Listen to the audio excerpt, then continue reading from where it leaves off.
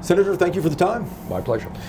Despite your success in Iowa and New Hampshire, there's still a lot of moderate voters and independent voters who are just nervous about you. What do you tell them?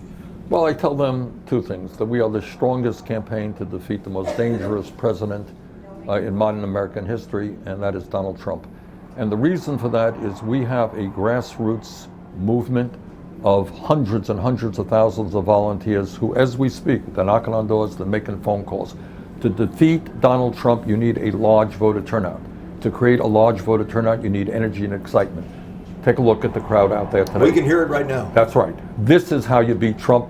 We were earlier in North Carolina, the same kind of energy and excitement. We're bringing working people, we're bringing young people into the political process. That's how you beat Trump. There's no question you have a very powerful base out there, but you have to expand it to moderates and independents in order to win and defeat Trump, don't you? Well, you do two things. I think a lot of what is very clear is that, and I know I speak for all of the other Democratic candidates, each one is trying to win. I hope we win.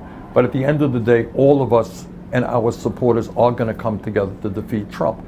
The challenge that we face is you need a large voter turnout to defeat Trump, the largest in American history. I think our campaign is in the strongest position to deliver that. You mentioned the other candidates. Mike Bloomberg is spending a lot of money. I heard about that. Did you hear about this? A few $100 million here, a few $100 million. It adds up. Well, he's spending a lot here in Texas. How much of a threat do you think he is, Senator? Well, look, I think at the end of the day, when Bloomberg's record is analyzed, this is a guy who called for cuts to Social Security, opposed raising the minimum wage, and most importantly, I think at the end of the day, people understand that American democracy is not about a multi-billionaire buying the election.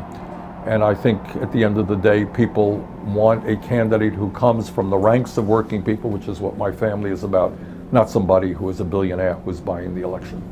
I don't want to get too far down the road here, too, but I'm sure at some point you have to be thinking about what kind of qualities you might want in a running mate. What would you be looking for? Well, you looking for a job? Maybe. All right, well, we'll take your resume. Obviously, it will be somebody who is progressive, somebody who shares my views. What I can tell you is that we're going to have an administration, we're going to have a cabinet that looks like America. It will be the most diverse administration, I believe, in the history of this country. When people turn on the TV, they're going to say, you know what? This is what America is about. Are you concerned at all that this race might still be wide open and this could go to a brokered convention? It's too early to speculate. We won the popular vote in Iowa. We won the New Hampshire primary. I'm feeling pretty good about Nevada. I think we can win in South Carolina. And by the way, I think we got a good chance to win here in Texas and do well on Super Tuesday.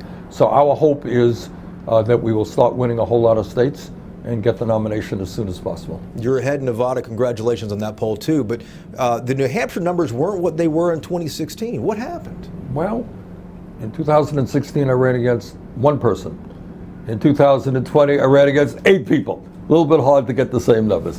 One of the big 3 networks reported something, had a line in a story I wanted to ask you about. The unique challenge for Bernie Sanders, they say, is that you've shown little ability to attract supporters from the other corners of the party. Voters who back the faltering candidates have moved to other candidates as opposed to you. But what I say is that at the end of the day, virtually all Democrats, I would say 99% of the Democrats, will support the Democratic nominee, whether it's somebody else or whether it's me. We are going to stick together to defeat Trump.